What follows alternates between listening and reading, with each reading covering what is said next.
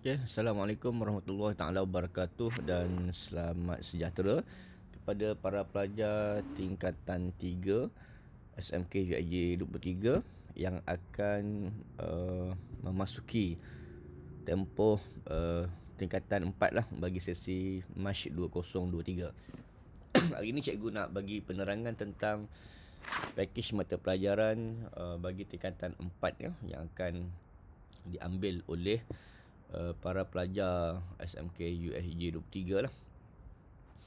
Baik, untuk makluman kepada semua para pelajar ya, bahawa pakej mata pelajaran menengah atas ya, mulai tahun 2020. Jadi pakej ini adalah pakej yang mana anda semua akan bersedia untuk ambil SPM bagi tahun 2024 insya-Allah ataupun 2025. Yang mana program ini adalah merupakan tingkatan 4 ni, dia bukan lagi dah program screening ataupun kita orang kata, kalau awak dengar kat luar sana orang sebut macam nak asing-asingkan siapa pelajar pandai ke tak pandai ke sederhana. Bukan ya. Untuk mulai tahun 2020, sistem aliran ini kita ubah, Kementerian Pendidikan ubah kepada sistem pakej mata pelajaran ya, untuk SPM. Jadi kalau di mana-mana sekolah, ada sekolah yang mampu untuk nak memohon ataupun untuk memberikan persetujuan lah. Maksudnya apa yang pelajar minta, sekolah sediakan. Tapi percayalah kepada semua bahawa tak semua sekolah mampu menawarkan semua subjek ataupun semua kursus yang murid nak. Jadi bila tingkatan 4 ni, akan ada para pelajar daripada sekolah SMK USJ 23 memilih untuk sambung belajar di Maktab Rendah Sains Mara ya, MRSM. Ada yang juga memohon dan memilih untuk belajar di sekolah berasrama penuh. Ada juga yang memilih ke sekolah menengah teknik. Ada juga yang memilih untuk masuk ke college vocational. Dan ada juga yang masuk Maktab Tentera Diraja. Jadi itu adalah semua sekolah-sekolah yang boleh menjadi pilihan kepada para pelajar, para murid untuk memilih khusus bagi menghadapi SPM yang akan datang. Okay, baik. Straight to the point, cikgu nak bagi tahu dekat kamu semua bahawa bila dah masuk tingkatan 4, kamu semua akan lalui 6 subjek teras ya. 6 subjek teras, dan ada satu subjek mata pelajaran wajib untuk para pelajar ambil ya, murid ambil. Yang pertama, subjek mata pelajaran teras yang wajib diambil adalah Bahasa Melayu. Semua umum kena tahu bahawa syarat nak dapat sijil SPM mesti lulus Bahasa Melayu. Okay. Yang kedua, subjek teras yang perlu diambil adalah Bahasa Inggeris. Yang ketiga, Sains, Matematik. Dan untuk lulus untuk SPM juga wajib lulus mata pelajaran Sejarah. Dan akhirnya, subjek teras yang keenam adalah bagi mata pelajaran Pendidikan Islam kepada pelajar Muslim dan Pendidikan Moral kepada yang bukan Muslim. Ini 6 mata pelajaran yang wajib perlu diambil oleh murid-murid tingkatan 4 SMK USJ 23. Dan kemudian ada mata pelajaran yang penting juga tetapi dia tidak masuk dalam sejak kertas SPM, iaitu pendidikan jasmani dan juga pendidikan kesihatan. Dan seterusnya, bila awak dah masuk tingkatan 4, kamu semua dah masuk tingkatan 4, akan ada lagi subjek elektif bersama-sama dengan kamu semua. Sebab itu kalau kita tengok di sini, ini yang dekat Kementerian Pendidikan Malaysia buat. Ada subjek elektif sama ada dari segi bahasa, kedua pengajian Islam, ketiga kemanusiaan dan sastra ikhtisas, dan keempat adalah mata pelajaran STEM. Baik, ini adalah masa ataupun jam minimum yang perlu dilalui oleh pelajar tingkatan 4 dan tingkatan 5. Bahasa Melayu kena belajar 128 jam, bahasa Inggeris 112 jam, matematik 112 jam, sains 112 jam, sejarah 64 jam, pendidikan Islam 96 jam, pendidikan moral 64 jam, kemudian pendidikan jasmani 64 jam, dan kemudian mata pelajaran elektif maksimum 5 boleh diambil, iaitu antara 64 hingga ke 480 jam. Ini adalah jam-jam yang perlu dilalui oleh murid-murid tingkatan 4. Baik. Seterusnya, cikgu akan terangkan tentang subjek-subjek mata pelajaran yang akan dikemukakan, iaitu pertama package STEM. Package STEM dia ada 3 ya. Dia ada, kita kategorikan sebagai 3 bahagian, iaitu STEM A, STEM B, STEM C. Untuk package STEM A, maksud dia kena ambil semua mata pelajaran sains tulen, iaitu fizik, kimia, biologi dan matematik tambahan. Ia dinamakan sebagai STEM A. Ya. Bagi subjek yang seterusnya, kedua adalah STEM B, mengambil mana-mana 2 mata pelajaran sains tulen dan matematik tambahan, dan atau sekurang-kurangnya 1 mata pelajaran elektif STEM, sains gunaan dan teknologi, atau mata pelajaran bukan elektif STEM. Dan yang ketiga, apa dinamakan sebagai STEM C, adalah mengambil sekurang-kurangnya 2 mata pelajaran elektif STEM, sains gunaan dan teknologi, atau mengambil mana-mana 1 mata pelajaran vokasional. Okey, itu package STEM. Yang seterusnya adalah package sastra dan kemanusiaan. Murid mengambil gabungan mata pelajaran elektif yang terdiri daripada kumpulan elektif bahasa, pengajian Islam, kemanusiaan dan sastra ikhtisas, atau 1 mata pelajaran elektif STEM kecuali MPB. Dalam konteks sekolah kita ni, situasi sekolah kita ni, tak ada subjek bahasa, kita tak ada subjek pengajian Islam. Yang ada subjek kemanusiaan dan sastra ikhtisas. Baik. Ini contoh senarai kumpulan mata pelajaran elektif menengah atas. Ini contoh bahasa ni, sebab tu cikgu katakan tadi bahawa dekat sekolah kita ni kita tak ada belajar ni bahasa Cina, bahasa Tamil, bahasa Korea, bahasa Arab, ni kita tak ada. Jadi sekolah tidak menawarkan khusus ini, sebabnya pertamanya tidak ada murid, yang keduanya kalau nak ada murid syaratnya mesti ada 15 orang dan ke atas. Dan syarat yang seterusnya adalah mesti ada guru pakar bidang bahasa ini. Ya, jadi sekolah USG 23 tak ada. Seterusnya adalah elektif pengajian Islam. Ya, iaitu pendidikan Al-Quran, Sunnah, Syariah, Tasawuf, Usuluddin, Syariah. Sama juga di sekolah kita tidak menawarkannya. Dan syarat untuk nak masuk ambil khusus pengajian Islam ni, dia mestilah di tingkatan 1 dulu ambil bahasa Arab ya. Masuk kelas rancangan agama bahasa Arab itu baru boleh ambil subjek ini. Sebab kerana subjek-subjek ini perlu kepada penguasaan bahasa Arab asas. Okey.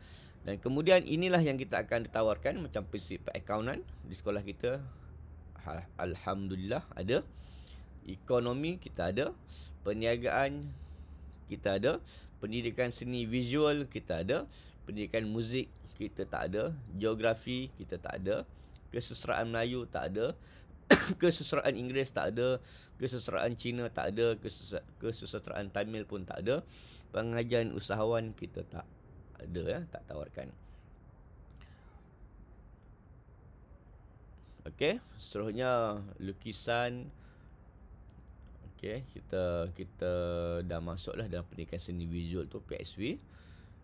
sejarah ada, pengurusan seni kita tak ada, reka bentuk craft kita tak ada, reka bentuk industri tak ada, seni halus kita tak ada, multimedia kreatif tak ada, alat muzik dan sebagainya. Ini kebanyakan di sekolah KV ataupun di sekolah seni baru ada untuk subjek elektif sastra, ikhtisas dan kemanusiaan. Baik. Seterusnya cikgu nak bagi tahu mengenai tentang pakej-pakej yang kita ada bagi kelas Epsilon Bagi kelas Epsilon untuk STEM A memang kita akan tawarkan solid science to learn iaitu bagi mata pelajaran sains to learn, fizik, kimia dan biologi serta matematik tambahan. Ini solid. Jadi cikgu nak bagi tahu kelebihan orang pelajar-pelajar yang masuk kelas Science to Learn STEM A ni adalah mereka ini akan ditawarkanlah belajar di peringkat kolej matrikulasi ataupun pusat asasi.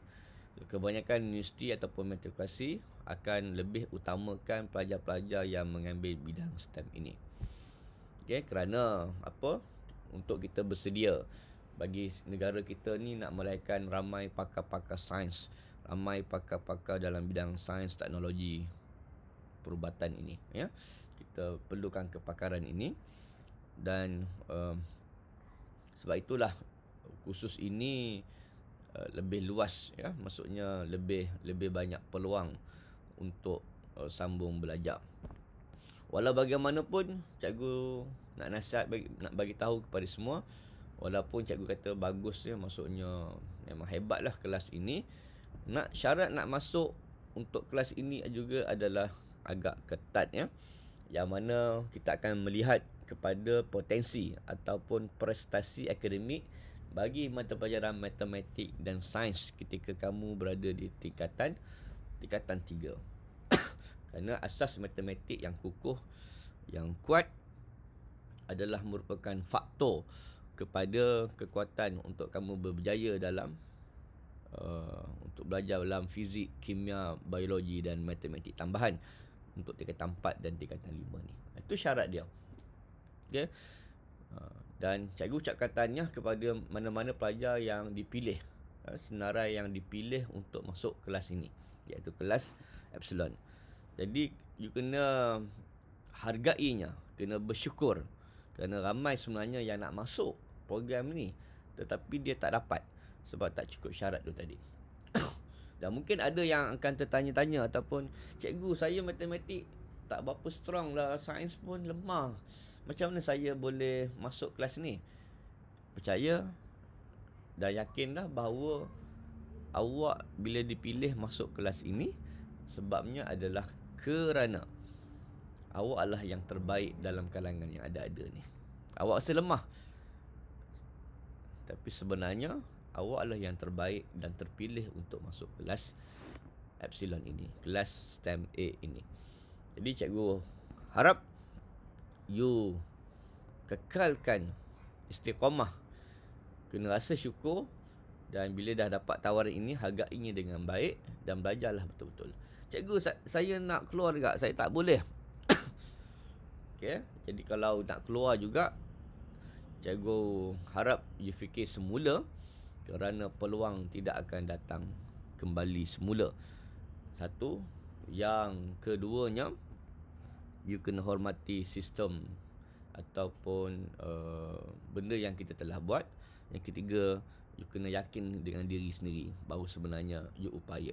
Bila sekolah letakkan awak di kelas ini, maksudnya awak adalah pelajar yang berpotensi, pelajar yang boleh buat.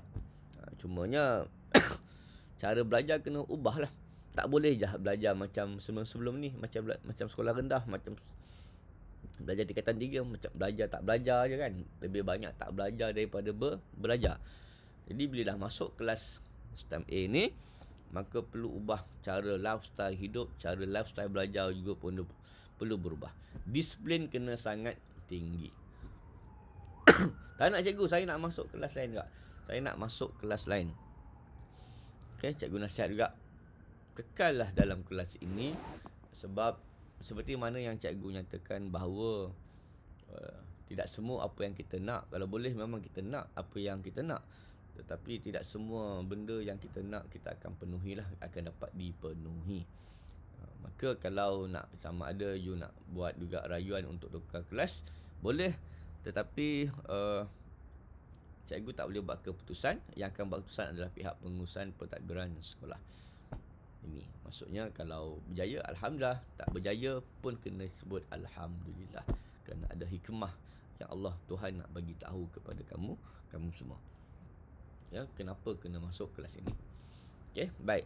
Seterusnya STEM B, kita ada kelas yang kamu ambil mata pelajaran fizik, kimia, kemudian ada subjek yang bukan subjek STEM, iaitu sains komputer ya. Sains komputer tu bukan saja subjek STEM. Jadi untuk itu pun sama juga, tahniah kerana siapa yang dapat masuk kelas sains komputer ini.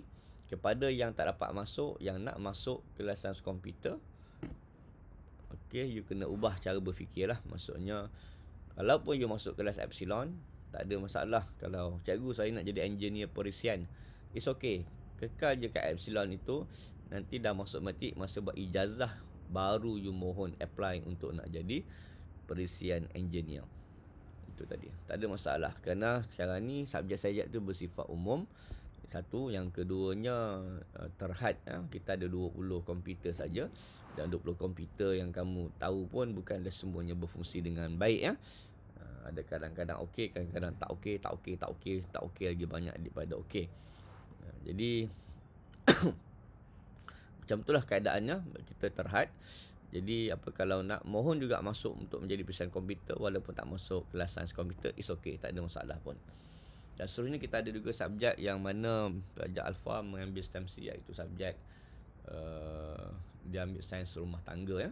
Subjek sains, kemudian ambil subjek rumah tangga. Jadi subjek sains rumah tangga ni juga adalah subjek yang tidak kurang penting ya. Okey. Maksudnya juga terhad, sebab bilik masakan terhadnya tak boleh ramai-ramai. Sebab kita masalah isu facilities ya, kemudahan. Tak jadi selesa dan sebagainya. Jadi itu terhad saja. Tahniah kepada yang dapat masuk. Yang nak keluar, stay je lah dekat situ cikgu rasa. Boleh juga buat mohon rayuan, sama juga macam yang lain-lain. Terpulang kepada pihak pengurusan. Baik, itu kategori sains kemanusiaan. STEM. Seterusnya cikgu akan buat video selepas itu berkaitan dengan subjek kemanusiaan ya. Jadi kita buat satu-satu dulu supaya you boleh dengar dengan teliti dan boleh faham dengan baik. Okey, sekian, terima kasih.